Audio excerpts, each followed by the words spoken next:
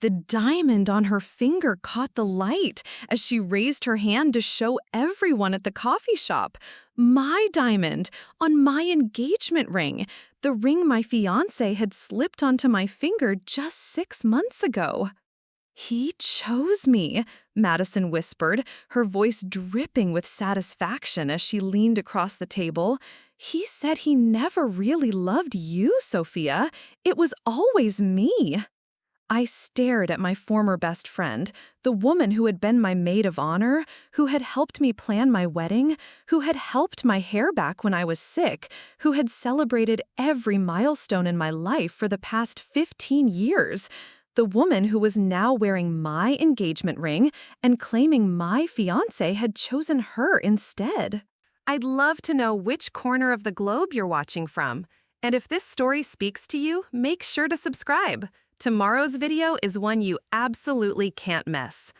But what Madison didn't know, what none of them knew, was that I had something that would change everything. A small envelope in my purse containing results that would shatter not just her delusions, but the entire foundation of the lies they'd built their betrayal on. The morning had started like any other Tuesday. I woke up in the penthouse apartment that had been in my family for generations. The same apartment where my grandmother had taught me that real strength comes from knowing your worth, not from what others think of you. The Seattle skyline stretched out before me through the floor-to-ceiling windows, Elliott Bay gleaming in the distance. My name is Sophia Whitmore, and until 6 months ago, I thought I had the perfect life. I was engaged to Marcus Thompson, a charming marketing executive I'd met at a charity gala 2 years earlier. My best friend Madison Pierce had been my constant companion since college, the sister I'd never had.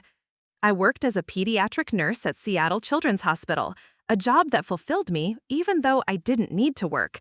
The Whitmore Family Trust Fund could have supported several lifestyles. But I'd kept my family's wealth private. My grandmother, Eleanor Whitmore, had taught me the value of knowing who loved you for yourself versus who loved your bank account. So I lived modestly, drove a reliable Honda Civic, and let people assume I was just another hard-working nurse making ends meet. Marcus had proposed at Pike Place Market on a rainy Saturday morning, getting down on one knee right next to the fish vendors while tourists snapped photos and locals applauded. The ring was beautiful, a classic solitaire that had cost him 3 months' salary, as he proudly told everyone who would listen. I'd said yes because I thought I loved him, because he seemed kind and ambitious, because Madison had gushed about how perfect we were together. Madison had thrown herself into wedding planning with enthusiasm that seemed genuine. She spent hours with me looking at venues, tasting cakes, trying on bridesmaid dresses. She was going to be my maid of honor, of course. We'd been planning each other's weddings since we were college roommates at the University of Washington. "You're so lucky, Soph," she would say, holding up fabric samples or flipping through flower arrangements. "Marcus is such a catch. You two are going to have the most beautiful babies." I should have noticed the way her eyes lingered a little too long on Marcus when he joined us for dinner. I should have paid attention to how she always found excuses to touch his arm or laugh at his jokes. I should have questioned why she suddenly started working out harder, updating her wardrobe, and asking detailed questions about Marcus's work schedule. But I trusted her. We'd been friends for 15 years. She'd been there when my parents died in a car accident when I was 25, holding me as I cried and helping me navigate the inheritance that came with being the last Whitmore. She'd celebrated with me when I graduated nursing school, supported me through bad breakups, and stood by me through every major decision in my life. The first crack in my perfect world came 3 weeks ago. I'd finished an unexpected double shift at the hospital. We'd had a multi-car accident come in, and I'd stayed late to help with the children who'd been injured. I was exhausted, running on coffee and adrenaline, but I wanted to surprise Marcus. He'd been working late a lot recently, stressed about a big client presentation, and I thought I'd pick up Thai food from his favorite restaurant and bring it to his downtown office. The building was mostly empty at 9 p.m., the security guard recognizing me and waving me through to the elevators. Marcus's office was on the 15th floor, and I could see light spilling out from under his door as I approached with the bags of pad thai and spring rolls. I was about to knock when I heard voices inside. Marcus's voice, and a woman's voice. A familiar woman's voice. "We have to tell her soon," Madison was saying. "This is getting ridiculous, Marcus. I can't keep pretending to help plan a wedding that's never going to happen." I know, Marcus replied, and I could hear the stress in his voice. "But the timing has to be right. Sophia's been through so much with her parents' death and everything. I don't want to hurt her more than necessary." My hand froze on the door handle. The bags of food suddenly felt impossibly heavy. "You're too soft," Madison said, and I heard the sound of a chair creaking. "She'll get over it. People bounce back from broken engagements all the time. Besides, you and I both know this was inevitable. We've been dancing around our feelings for months." "Have we?" Marcus asked, and there was something odd in his voice, something I couldn't quite identify. "Don't play dumb," Madison laughed. "The chemistry between us has been obvious since the beginning. I've seen how you look at me when Sophia's not around, and I know you've noticed how I look at you." I pressed my ear closer to the door, my heart hammering so loudly I was afraid they might hear it. "Madison," Marcus said slowly, "I think there might be some confusion here. I care about you as Sophia's friend, but—" "But nothing," Madison interrupted. "I know what I feel, and I know what you feel. We just need to stop being cowards about it. Tell Sophia it's over, and we can finally be together." There was a long pause. When Marcus spoke again, his voice was careful, measured. "I think maybe we should talk about this when you haven't been drinking." "I haven't been drinking," Madison snapped. "God, Marcus, why are you being so difficult? I'm offering you a way out of a marriage that's obviously wrong for both of you. Sophia is sweet, but she's not right for you. She's too innocent, too sheltered. You need someone who understands ambition, someone who can match your energy." "And you think that's you?" "I know it's me. I've been in love with you since the day Sophia brought you home. I've been waiting for you to realize that we're the ones who belong together." I felt like I was going to be sick. The bag slipped from my numb fingers, hitting the floor with a soft thud. Inside the office, the conversation stopped abruptly. "What was that?" Madison asked. I didn't wait to hear Marcus's response. I turned and ran for the elevator, leaving the spilled Thai food scattered across the hallway carpet. My hands shook as I jabbed the button for the lobby, tears blurring my vision as the elevator descended. By the time I got home, I had 17 missed calls from Marcus and 12 from Madison. I turned off my phone and sat in my empty apartment, staring out at the city lights and trying to process what I heard. Madison was in love with my fiancé. I had been in love with him since the day I'd introduced them, and she thought he felt the same way. But what had scared me more than her confession was Marcus's response. He hadn't immediately shut her down. He hadn't said he was committed to me, that he loved me, that nothing would ever happen between them. He'd been careful, diplomatic, the way you'd handle a client you didn't want to offend. I spent the next 3 days avoiding both of them, claiming I was sick with the flu. Madison brought soup and flowers, sitting by my bedside and chattering about wedding details while I studied her face for signs of deception. She seemed genuinely concerned about my health, genuinely excited about the upcoming celebration. If I hadn't heard that conversation with my own ears, I would have thought I'd imagined it. Marcus was more persistent. He showed up at my apartment with coffee and bagels, insisting on taking care of me. He seemed like the same attentive fiancé he'd always been, but now I found myself analyzing every word, every gesture, looking for hidden meanings. "You seem distant," he said on the third day, sitting on the edge of my bed while I pretended to sleep. "Is everything okay? Besides the flu, I mean." I could have confronted him then. I could have told him what I'd overheard and demanded an explanation. But something held me back.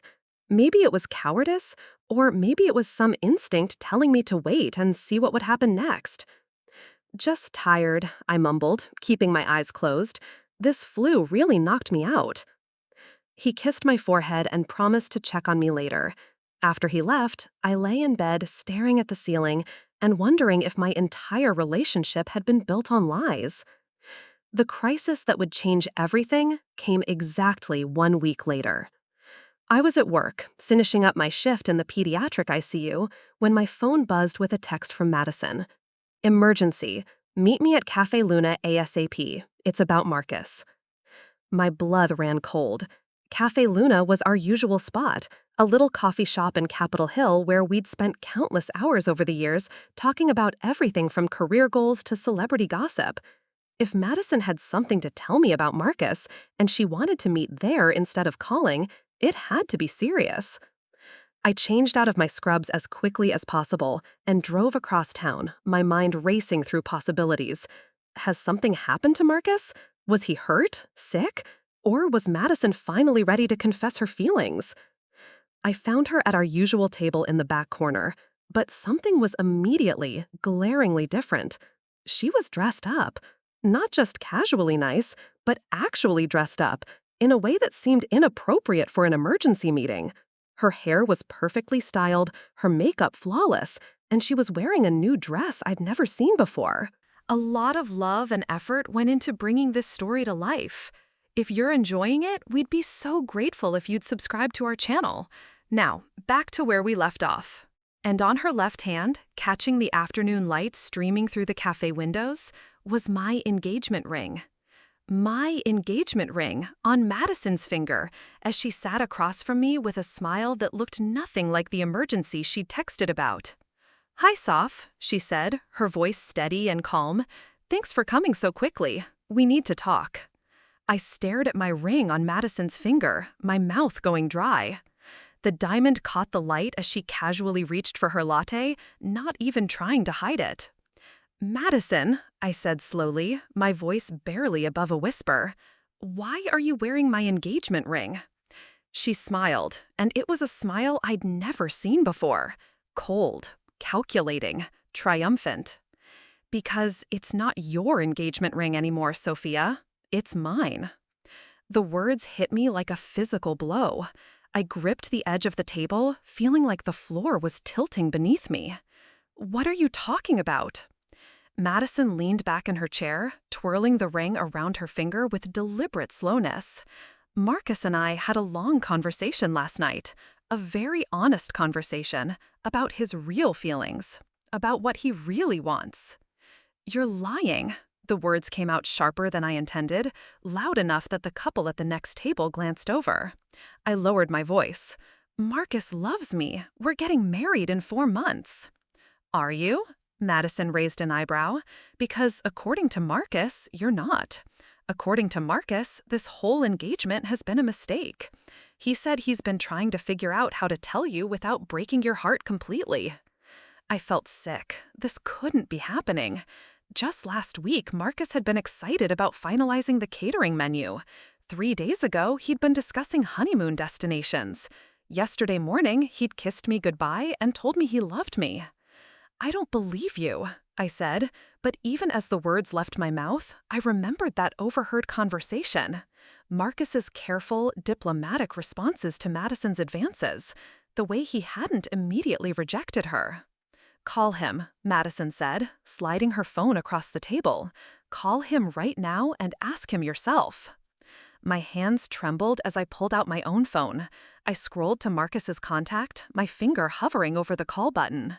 Part of me wanted to call his bluff, to prove Madison was lying, but another part of me was terrified of what I might hear. "Scared?" Madison asked, and there was something cruel in her voice that I'd never heard before.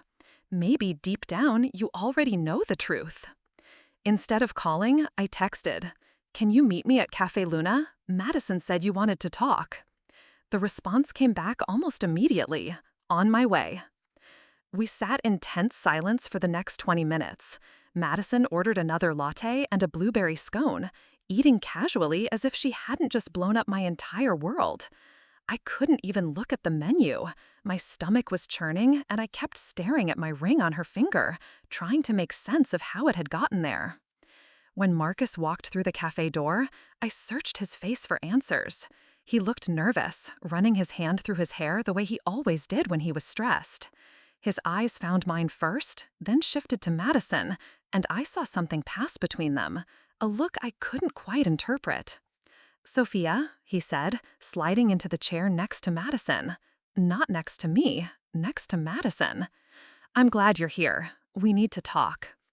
About what? I asked, though I already knew. Marcus glanced at Madison again, and she gave him an encouraging nod.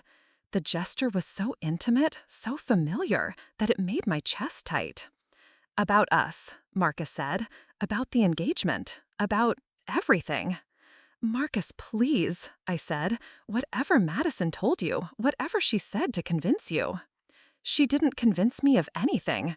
Sophia, I've been trying to find the right way to tell you this for weeks, months even. I don't think we're right for each other. The words felt surreal, like they were coming from someone else's mouth. This was Marcus, the man who had proposed to me at Pike Place Market, who had cried when I said yes, who had spent hours with me planning our future. I don't understand, I whispered. You asked me to marry me. You said you loved me. I do love you, Marcus said, and he sounded sincere. But I'm not in love with you. There's a difference, and I think you know that. Since when? I demanded. Since when are you not in love with me? Because last week you were talking about having kids together. Last month you were looking at houses. Marcus shifted uncomfortably. I've been questioning things for a while, and then Madison and I started talking, really talking, and I realized that, I finished, the words came out better.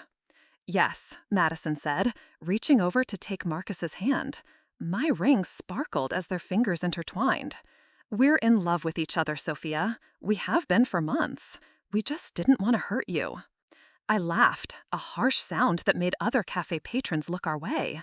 You didn't want to hurt me, so you decided the best approach was to steal my fiancé and my engagement ring? I didn't steal anything, Madison said defensively. Marcus gave me the ring. He wanted me to have it. It's true, Marcus said quietly. I thought it would be easier if we presented this as a complete decision, if you could see that Madison and I are serious about each other. Serious about each other. I repeated the words slowly, trying to process them. How long has this been going on? Madison and Marcus exchanged another look. Define going on, Madison said. Don't. The word came out harder than I intended. Don't you dare try to minimize this or make it sound innocent. How long have you been together behind my back? It's not what you think, Marcus said. We haven't crossed any physical lines. We've just been talking, getting to know each other better, realizing we have more in common than I originally thought.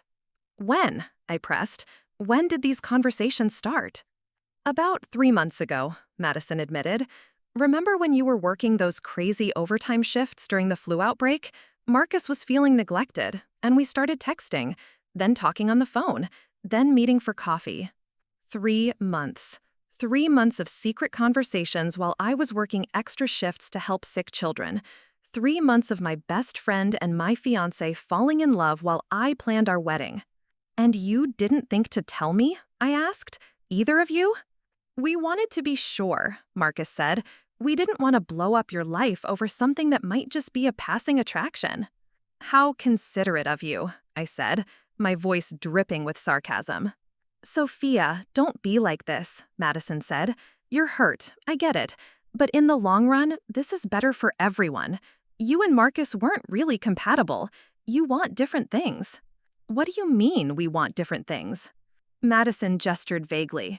You're content with your little nursing job and your quiet life. Marcus is ambitious. He wants to build something bigger, travel the world, take risks. I understand that drive. I will share it. I stared at her, this woman who had been my closest friend for 15 years, and realized I didn't know her at all. The Madison I thought I knew would never have said something so dismissive about my career, my choices, my life. My little nursing job? I repeated. You know what I mean, Madison said impatiently. It's admirable what you do, really, but it's not exactly ambitious. Right, I said slowly, because saving children's lives isn't ambitious enough for you? That's not what I meant, and you know it, Madison snapped. Don't twist my words. I'm not twisting anything. I'm just trying to understand how my best friend of 15 years became someone I don't recognize. Madison's expression softened slightly. Soph, I'm still me. I'm still your friend. This doesn't have to change everything between us. I looked at her in disbelief. You're wearing my engagement ring and telling me you're in love with my fiancé? How exactly does this not change everything? Because real friendship survives things like this, Madison said. Yes, it's messy. Yes, it's complicated. But Marcus and I didn't plan this. It just happened. And if you really love us both, you'll want us to be happy. The audacity of it took my breath away. She was asking me to be happy about their betrayal? To celebrate their love story that had been built on lies and secret meetings? Sophia, Marcus said gently, I know this is hard to hear, but I think part of you already knew we weren't working. We've been more like roommates than partners for months. The spark just wasn't there anymore. For you, I said. The spark wasn't there for you. I was still planning our wedding. I was still excited about our future. Were you? Challenged. Really? Because I've been helping you plan this wedding for months, and you've seemed more stressed than excited, more obligated than enthusiastic. I opened my mouth to argue, but stopped. Was there truth in what she was saying? Had I been going through the motions? I thought back to the dress fittings, the venue visits, the endless decisions about flowers and music and seating charts. Had I been excited, or had I just been checking boxes? No, I refused to let them rewrite history to make their betrayal seem justified. Even if that were true, I said, even if I had doubts, that doesn't excuse what you've done. If Marcus wasn't happy, he should have talked to me. If you had concerns about my relationship, you should have talked to me. You don't get to make decisions about my life behind my back and then act like you're doing me a favor. You're right, Marcus said, and for a moment I thought he was going to apologize, to take it all back. I should have been more honest about my feelings earlier. I was trying to protect you, but I see now that was wrong. So what happens now? I asked. Marcus and Madison looked at each other again, and I saw years of conversations in that single glance. Decisions already made, plans already formed. Now we move forward, Madison said. Marcus and I are going to start dating officially, openly, and you're going to take some time to process this and realize that we're all going to be okay. Dating officially, I repeated. What about the wedding? Canceled, obviously. I'll handle the vendors, deal with the deposits. You don't have to worry about any of that. How generous. Sophia, please, Madison said. Don't be bitter. This is hard for all of us. I stood up, my chair scraping against the floor. No, Madison, this is hard for me. You two seem to be having a great time. Where are you going? Marcus asked. Home, I said. I need to think. We should talk more about this, Madison called after me. Work through the details. I turned back to look at them one more time. Marcus had his arm around Madison now, and she was leaning into him like they'd been together for years, instead of having just confessed their affair an hour ago. My engagement ring caught the light as she gestured, and I realized that in their minds, this was already over. I was already the ex-fiancé, the friend who would eventually come around and understand. But what they didn't know was that I had resources they couldn't imagine, connections they'd never dreamed of, and a family history of not backing down when people tried to take advantage of Whitmore kindness. My grandmother had always said that the measure of a person's character wasn't how they treated you when they wanted something from you, but how they treated you when they thought you had nothing left to give. Well, now I knew exactly who Marcus and Madison really were, and they were about to find out who I really was too. I drove home through Seattle traffic in a daze, my hands gripping the steering wheel so tightly my knuckles were white. By the time I reached my building, I had 12 missed calls from Madison and 8 from Marcus. I turned off my phone and rode the elevator to the penthouse in silence. The apartment felt different now. The photos of Marcus and me scattered throughout suddenly looked like lies. The wedding planning materials spread across my dining table seemed like props from someone else's life. I walked to the window and stared out at Elliott Bay, trying to process what had just happened. Then I called my lawyer. Sophia, Eleanor Patterson answered on the first ring. Eleanor had been the Whitmore family attorney for 30 years, handling everything from my parents' estate to my trust fund administration. "How are you, dear?" "I need to see you," I said without preamble, "tomorrow morning. And Eleanor, I need you to bring everything." There was a pause. Eleanor had known me since I was a child, and she could read the steel in my voice. "Everything?" she asked. "The complete portfolio, the real estate holdings, the investment accounts, the business interests, all of it." "I see." Eleanor's voice was carefully neutral. "May I ask what prompted this?" "Someone has made the mistake of thinking I'm powerless," I said. "I need to remind myself exactly how wrong they are." The next morning, I sat across from Eleanor in her downtown law office, a stack of documents between us that represented the full scope of the Whitmore fortune. It was the first time I'd looked at the complete picture since my parents' death, and the numbers were staggering. "As you can see," Eleanor said, sliding a summary sheet toward me, "the total liquid assets are approximately $47 million. The real estate portfolio is valued at another $63 million, including the penthouse where you live, the family estate in the San Juan Islands, and commercial properties throughout the Pacific Northwest." I nodded, scanning the documents. My grandmother had been a shrewd investor, and my parents had continued building the family wealth through careful real estate acquisitions and technology investments. "Then there are the business interests," Eleanor continued. "Your family owns significant stakes in 12 companies, including a 30% share in Cascade Marketing Solutions." I looked up sharply. "Cascade Marketing?" "Yes, it's been one of your better performing investments over the past 5 years. Why?" "That's where Marcus works," I said slowly. "He's been there for 3 years." Eleanor raised an eyebrow. "Interesting. I wasn't aware you knew anyone there personally." "Neither was he." I studied the documents more carefully. According to the portfolio, the Whitmore Family Trust was not just an investor in Cascade Marketing. We were the largest outside shareholder, which meant I had significant influence over company decisions, including personnel decisions.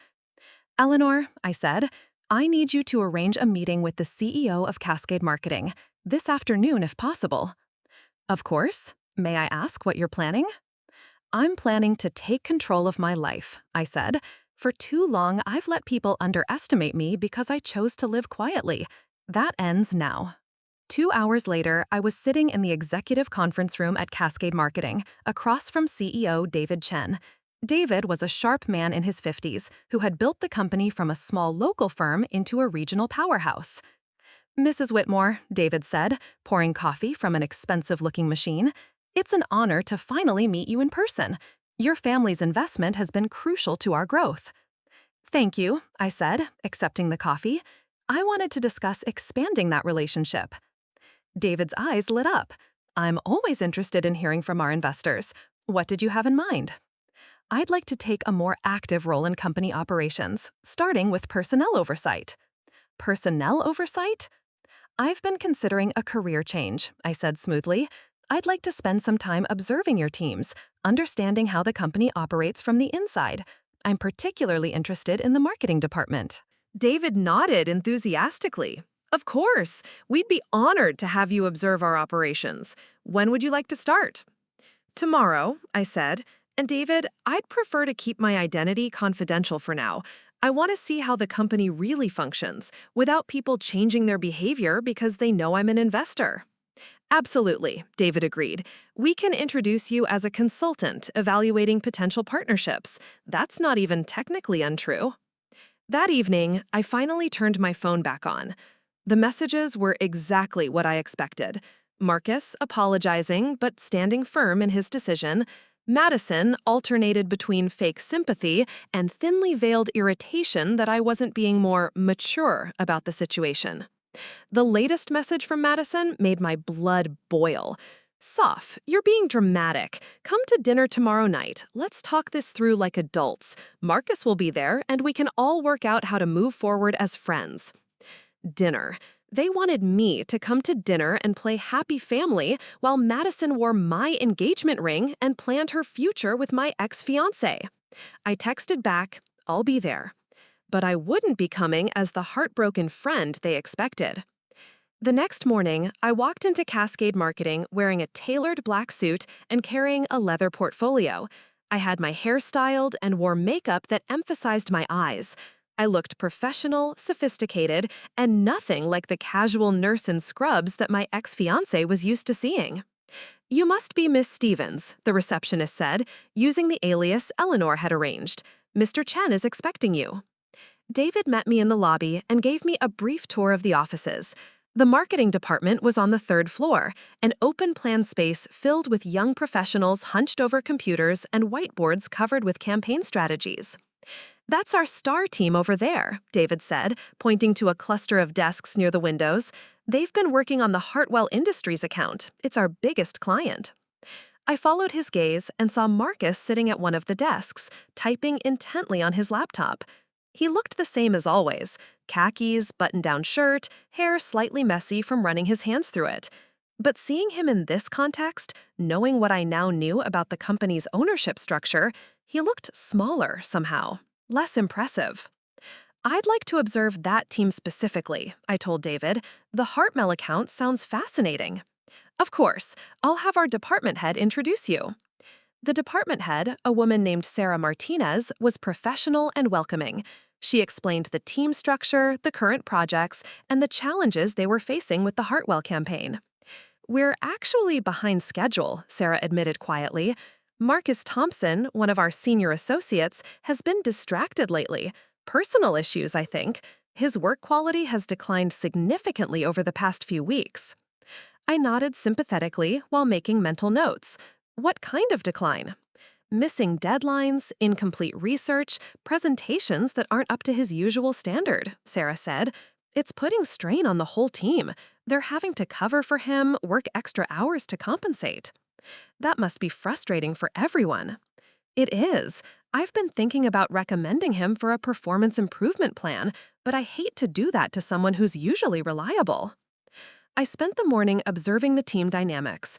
Marcus was indeed distracted, checking his phone frequently and leaving for long coffee breaks. During one of his absences, I overheard his colleagues complaining about having to redo his work on the Hartwell presentation. "He's been useless since he got engaged to that rich girl," one of them muttered. "Acts like he doesn't need this job anymore." Rich girl. My stomach twisted. Marcus had been telling people I was wealthy, which meant he'd known, or at least suspected, that I had more money than I'd let on. The modest lifestyle I'd maintained hadn't fooled him. It had made him overconfident. At lunch, I watched through the conference room windows as Marcus met Madison in the lobby. She was dressed professionally too, wearing a new dress I'd never seen before, my engagement ring prominently displayed. They kissed in full view of his colleagues, and I saw several people pointing and whispering. "Office romance?" I asked Sarah, who had joined me for lunch. "His ex-fiancé's best friend, from what I understand," Sarah said disapprovingly. "Pretty messy situation. The ex-fiancé apparently found out about the affair and caused quite a scene. Marcus has been handling it poorly, seems to think it's all going to blow over without consequences." "Interesting," I said, filing away that information. "Has this affected his work performance?" "Dramatically. He's been making careless mistakes, missing important details. Yesterday, he sent a client proposal with the wrong company name in the header. If I hadn't caught it, we could have lost the account." After lunch, I observed Marcus's team meeting about the Hartwell campaign. It was clear he hadn't prepared adequately. He stumbled through his sections, couldn't answer basic questions about market research, and had to defer to colleagues multiple times. "We'll need those revised demographics by Friday," the project manager said. "Friday?" Marcus looked panicked. "Can we push that to Monday? I have personal commitments this weekend." The project manager's expression soured. "Marcus, this is the third deadline extension you've requested this month. The client is expecting preliminary results Monday morning. We need Friday to review and polish the presentation." "I understand, but no buts," the project manager said firmly. "Friday, or we'll have to discuss reassigning your responsibilities." I watched Marcus's face flush with embarrassment and anger. He clearly wasn't used to being challenged, to having his excuses rejected. After the meeting, I heard him on the phone in the break room. Madison, we need to cancel dinner tonight, he was saying. I have to work late to fix this presentation mess. There was a pause while Madison responded. I know I promised we'd talk to Sophia together, but this job thing is urgent. My boss is threatening to reassign the account, and I can't afford to look bad right now. Another pause. What do you mean, why does it matter? Madison, I still need this job. Just because Sophia has money doesn't mean I can afford to get fired. So he did know about my money, and he was counting on it to cushion his fall. Fine, Marcus continued, his voice getting sharper. Handle the dinner yourself. Tell Sophia whatever you want. Just try not to make things worse than they already are. He hung up and stood in the break room for a moment, staring at his phone with an expression I'd never seen before. Calculating. Predatory. At 5 o'clock, I thanked Sarah for her time and headed home to prepare for dinner. But I wasn't preparing to play the role of the heartbroken ex-fiancé that Madison expected. I was preparing for war. I chose my outfit carefully, a cream-colored silk blouse and dark slacks that looked expensive without being ostentatious. I wore my grandmother's pearl earrings and the Cartier watch my parents had given me for my nursing school graduation. Understated wealth for those who knew how to recognize it.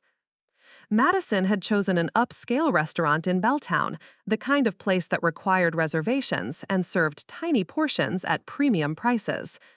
She was already seated when I arrived, wearing a black cocktail dress and my engagement ring. "Sophia," she said, standing to hug me as if nothing had changed. "You look amazing. I love that blouse." "Thank you," I said, taking the seat across from her. "Where's Marcus?" Madison's smile faltered slightly. He had to work late, big client presentation tomorrow, but he really wanted to be here. "I'm sure he did," I said dryly. Madison ordered wine, an expensive Bordeaux that I noticed she charged to Marcus's credit card. We made small talk for a few minutes, but I could see she was getting impatient. "Sophia," she finally said, "I'm really glad you decided to come tonight. I was worried you'd stay angry." "Oh, I'm not angry anymore," I said, and it was true. Anger was too simple an emotion for what I was feeling now. "I've had time to think about everything you said." Madison brightened. "Really? That's wonderful. I knew you'd come around once you had time to process." "You were right about Marcus and me not being compatible. I can see that now."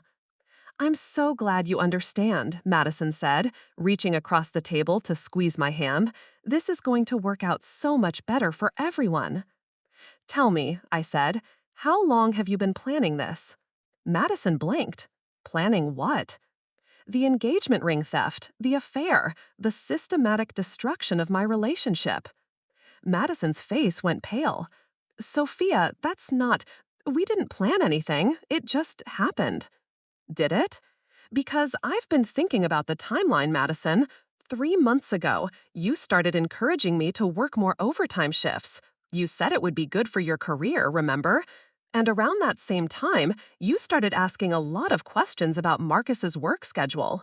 "That's a coincidence." "Is it? Because I also remember you being the one who suggested we have our engagement party at that expensive venue downtown, the one that required a non-refundable deposit of $15,000? Madison shifted uncomfortably. "So?" "So you knew I'd lose that money when the engagement ended, just like you know I'll lose the deposits on the wedding venue, the caterer, the florist, the band." "Sophia, you're being paranoid." "Am I? Or am I finally seeing clearly?" I leaned forward. "Tell me, Madison, exactly how much do you think I'm worth?" The question caught her off guard. "What do you mean?" "Financially. How much money do you think I have?" Madison laughed nervously. "I don't know. You're a nurse. You live comfortably, but why does that matter?" I smiled, and I saw her expression change as she recognized something dangerous in it. "Because," I said, "I think you and Marcus have made some very expensive assumptions." Madison's nervous laughter died as she stared at me across the restaurant table. "Expensive assumptions? Sophia, what are you talking about?" I signaled the waiter. Could you bring us your most expensive champagne, please? The Dom Perignon 2010, if you have it. Certainly, madam, the waiter replied, and I noticed his tone had shifted to the respectful deference reserved for customers who could afford $400 bottles of champagne without blinking. Madison watched this exchange with growing confusion. Sophia, that's like $400. You don't need to.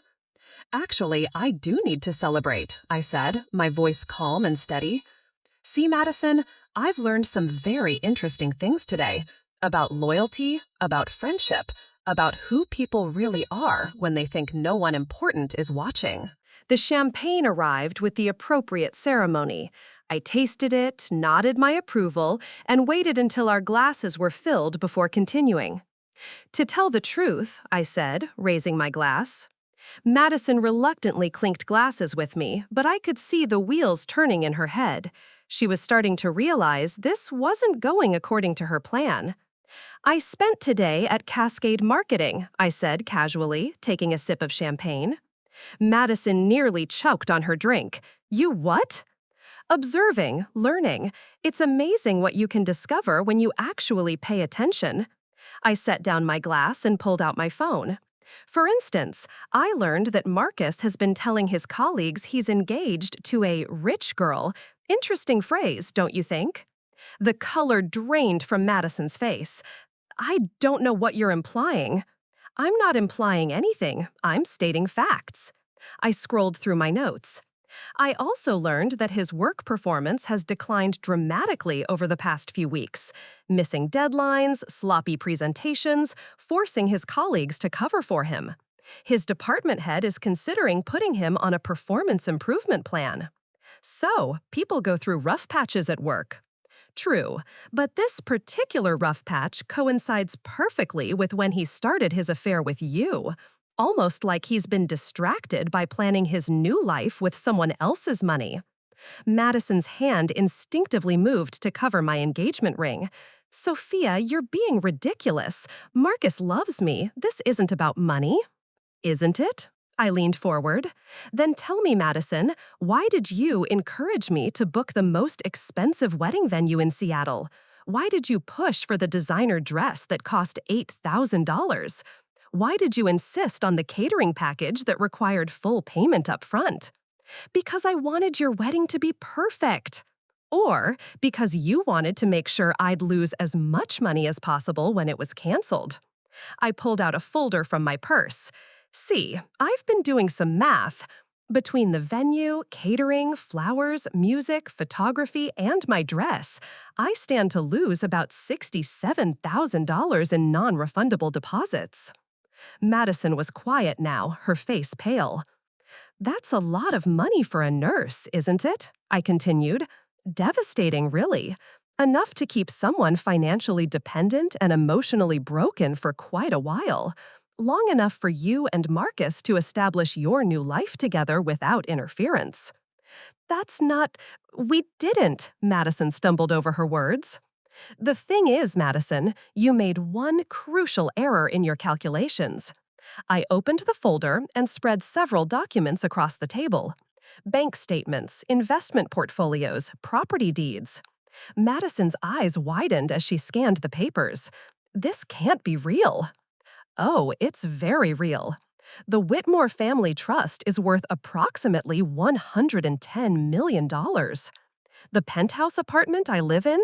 I don't rent it, Madison. I own it, along with a family estate in the San Juan Islands and several commercial properties throughout Seattle.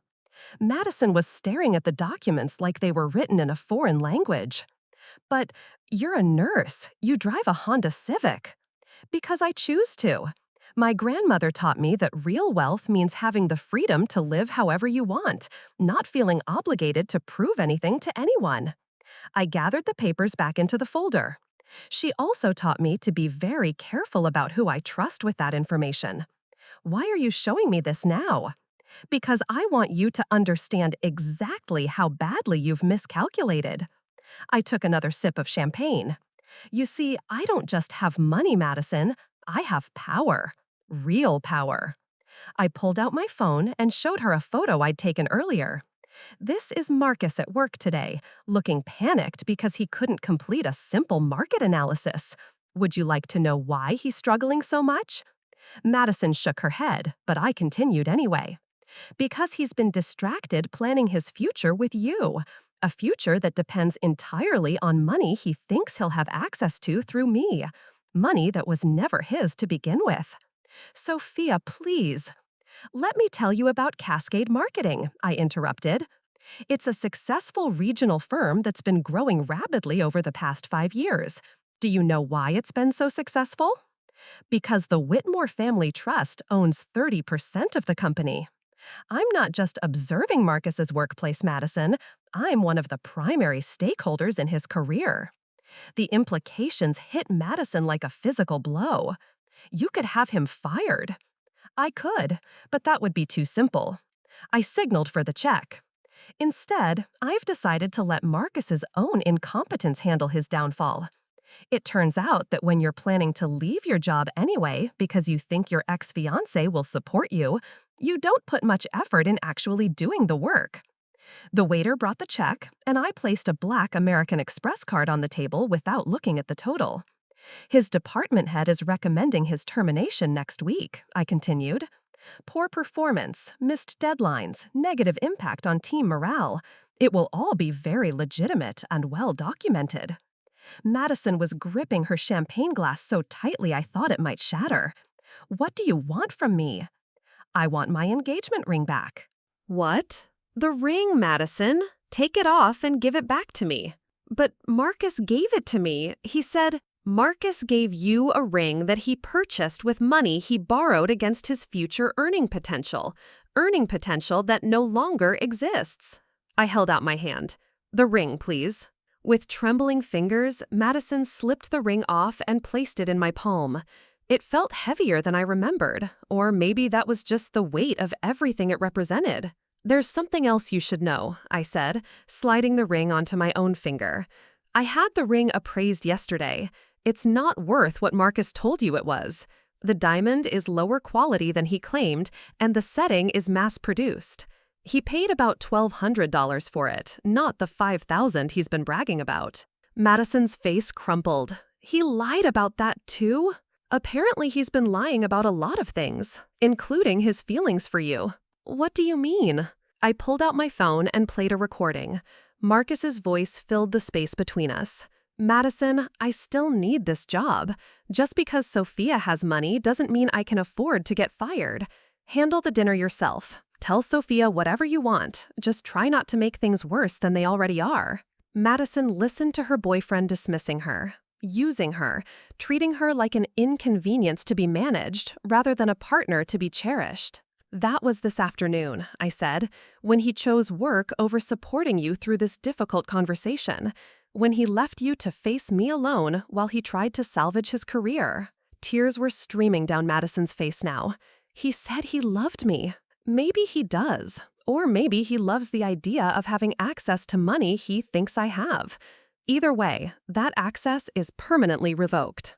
I stood up, leaving enough cash on the table to cover the bill and a generous tip. Wait, Madison called out. What happens now? I looked down at her, this woman who had been my best friend for 15 years. The woman who had helped me through my parents' death, who had celebrated my successes and comforted me through my failures. The woman who had systematically planned to destroy my happiness for her own gain. Now you get to explain to Marcus why his plan failed, I said.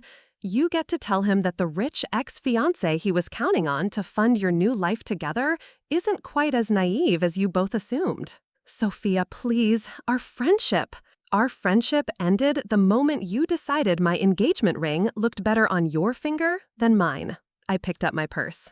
Goodbye, Madison. I walked out of the restaurant and into the Seattle evening, feeling lighter than I had in months.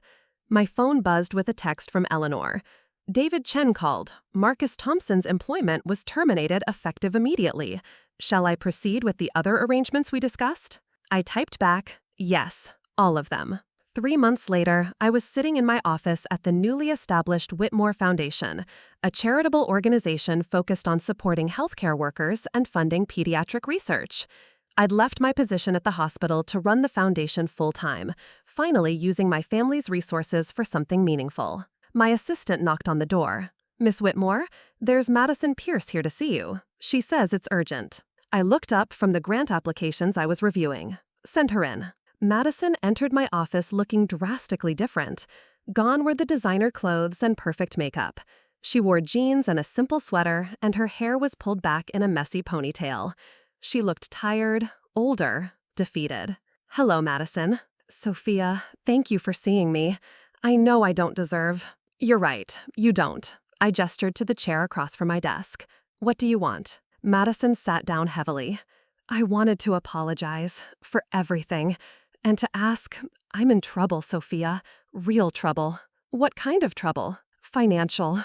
After Marcus lost his job, he blamed me for everything, said I'd ruined his life by pushing him to leave you. He maxed out my credit cards, took money from my savings account, and then just disappeared." I kept my expression neutral. "I'm sorry to hear that. I lost my apartment. I'm staying with my sister in Tacoma, sleeping on her couch. I can't find work because word got around about what happened with Marcus. People think I'm unstable, untrustworthy. And you want me to help me?" Madison nodded, tears streaming down her face.